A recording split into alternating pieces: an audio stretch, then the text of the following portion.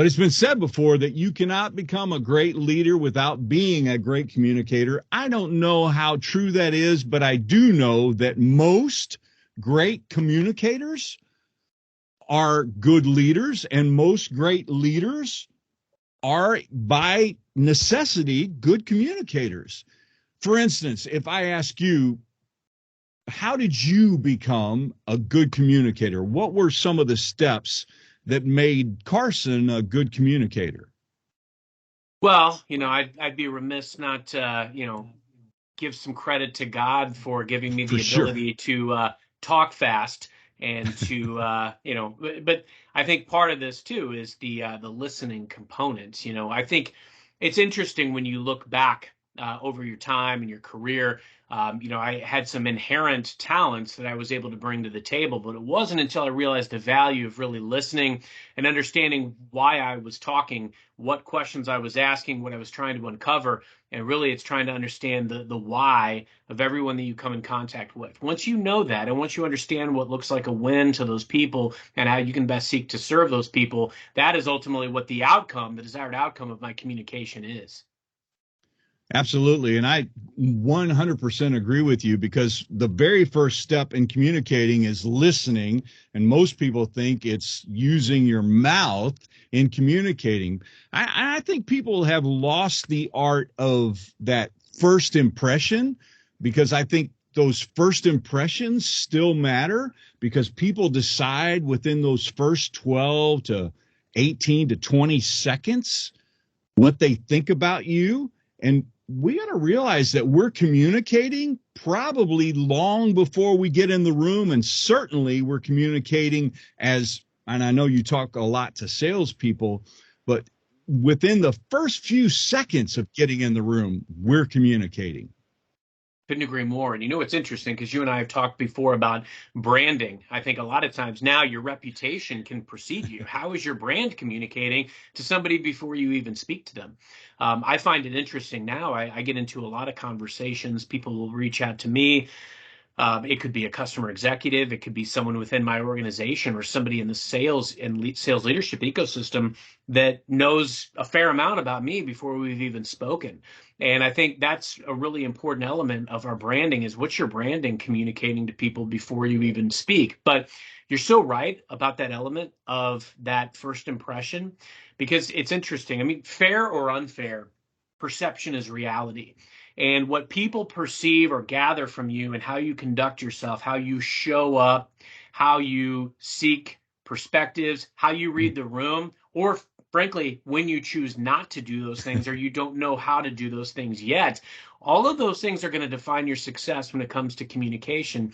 And ultimately, that's where conflict comes in. I believe strongly, and I'd love to hear your thoughts on this, Richard, that a lot of folks, they don't show up with any intention of malice, but they fail to set the foundation of trust and transparency with the people that they're seeking to serve. That could be colleagues, that could be leadership, that could be customers.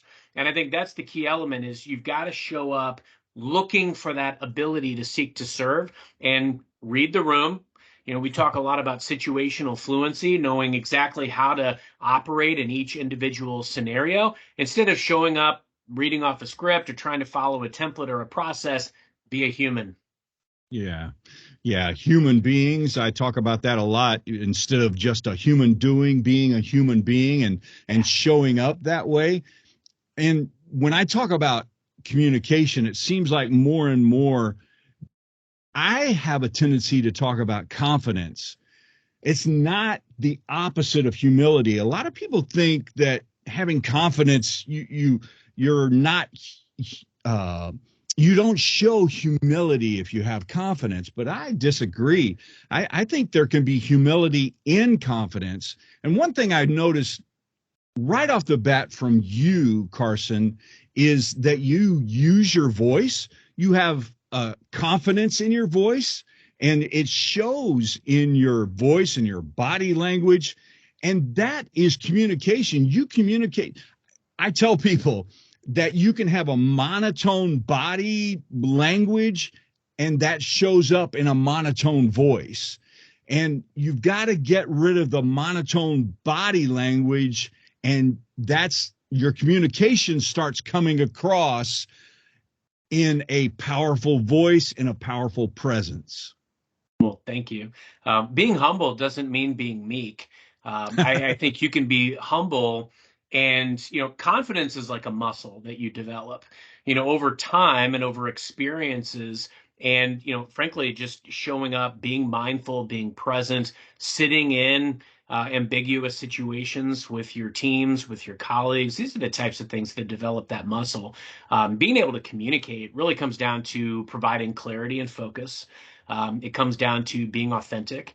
I often share, and I know we've talked about this before. I often share the experiences that I've had, or where I've been in situations where I've been down and out. And frankly, it's a lot easier. As you develop that muscle, you develop confidence even in unclear situations. You develop that ability to pivot and to react and respond effectively.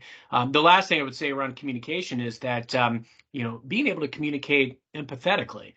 Because a lot of times that is what, when you show up, not looking to solve people's problems, but looking to, again, listen and hear where someone is and really sit in that moment with them, whether it's allowing them to vent or even allowing them the space to arrive at a conclusion themselves. Those are the types of things that really help. If you communicate properly, crisply, and with a focus and clarity, those are the types of things that really drive collaboration. They boost morale, and ultimately, that's what drives success. We were sharing back and forth about our love for books, and I shared Joe Buck's book with you because he's a storyteller and Yeah. he tells stories about right here in St. Louis. And I think that's one of those keys, Carson, that is often forgot about in being a leader and a communicator. We have to make the complex simple. And we do that through that art of storytelling. I know the Tom Cruise movie, what is it? Cocktail, right? You like that movie, and the Love that movie. producer and tells that story. And being that storyteller, you can make the complex simple. And that's a huge part of being a communicator. What I think is amazing about this is, you know, communication bolsters credibility. And so when you're willing and able to talk to people in a way where you're vulnerable to the right degree and you're able to show, hey, look, I've been there. I've been laid off multiple times. I've missed my goal. I've had scenarios where I was 1 foot out the door. I've lost deals. I've gotten kicked in the teeth a number of times where I didn't deserve it. But hey, I'm still here and I've learned from those experiences.